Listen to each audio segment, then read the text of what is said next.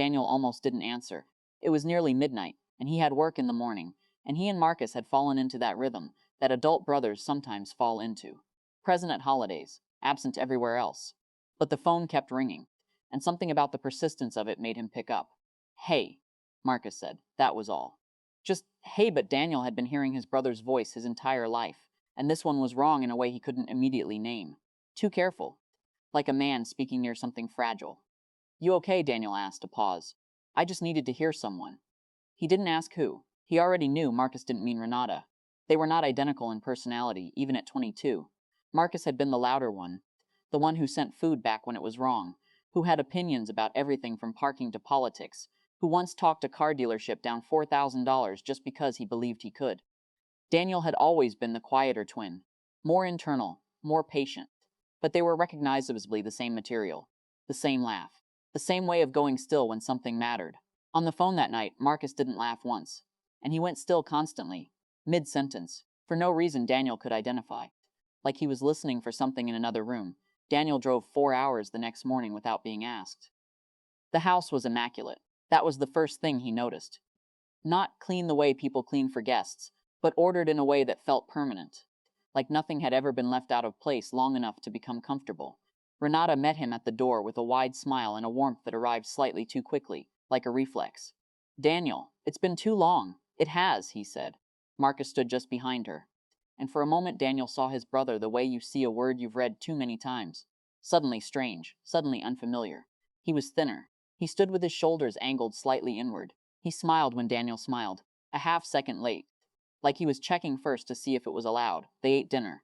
Renata talked. She was interesting and funny and steered the conversation with the practiced ease of someone who had been doing it for years. Marcus contributed in small doses. Agreeable doses, he said. Renata thinks more than he said.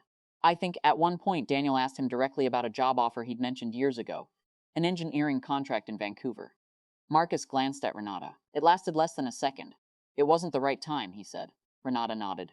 Just once. Satisfied. That night, while Renata slept, Marcus sat at the kitchen table with Daniel and a glass of water neither of them drank.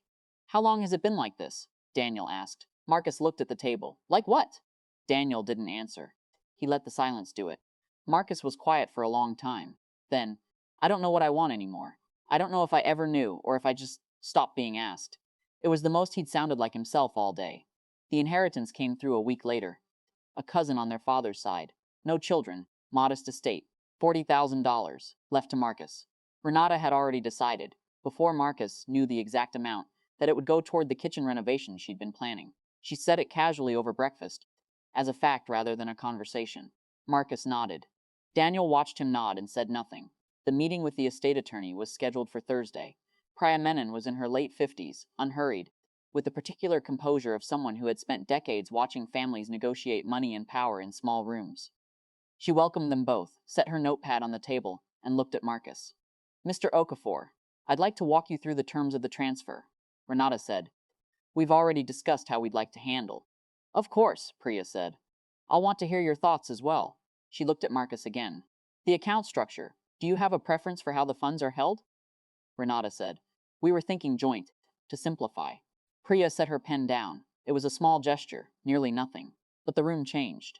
Mrs. Okafor, she said very evenly, I need to speak with the beneficiary directly for a portion of this meeting. It's a legal requirement of the estate process. I'll invite you back in shortly. Renata's smile held. We don't keep things from each other. That's admirable, Priya said. This won't take long. The door closed. Marcus sat across from Priya in a room that was suddenly very quiet. She didn't ask him anything dramatic. She didn't say, I notice your wife speaks for you. She simply asked him, professionally, whether he had a personal account he'd like the funds directed to, and whether he had any questions about his options. He said, after a moment, Can I open one, separately? Of course, she said. It's your inheritance. She slid 3 cards across the table before he left. A financial advisor. A licensed therapist whose practice focused on adult men navigating relationship and identity recovery. A family attorney. Marcus looked at them for a long time. Then he put them in his shirt pocket. Renata sat in the waiting area for 11 minutes. Daniel, beside her, watched her hold her composure with the focused energy of someone doing invisible work. She checked her phone twice, smoothed her sleeve, said nothing to Daniel. She had never, in 30 years, been on the other side of a closed door that involved her husband. She didn't break. She didn't cry. She simply sat with the unfamiliar weight of not knowing, and that, Daniel thought, was enough. Marcus didn't leave. Not that week. Maybe not for a while. He opened the account on Saturday morning from his phone, while Renata was at her sister's. He made the therapy appointment for the following Tuesday. He didn't tell Renata about either. At the door, when Daniel finally drove back, Marcus stood on the porch the way he used to stand before things got complicated, upright, quiet, present. I don't know what I'm doing, he said. I know, Daniel said. Does it get clearer? Daniel thought about lying. Slowly, he said instead. Marcus nodded, and then, for the first time since the phone call, he laughed. Small, uncertain, nothing resolved. But real. Daniel drove home with the windows down and thought about a man learning, at 53, how to want things again. It wasn't a happy ending, but it was a beginning that belonged to Marcus. That was something. That was more than nothing.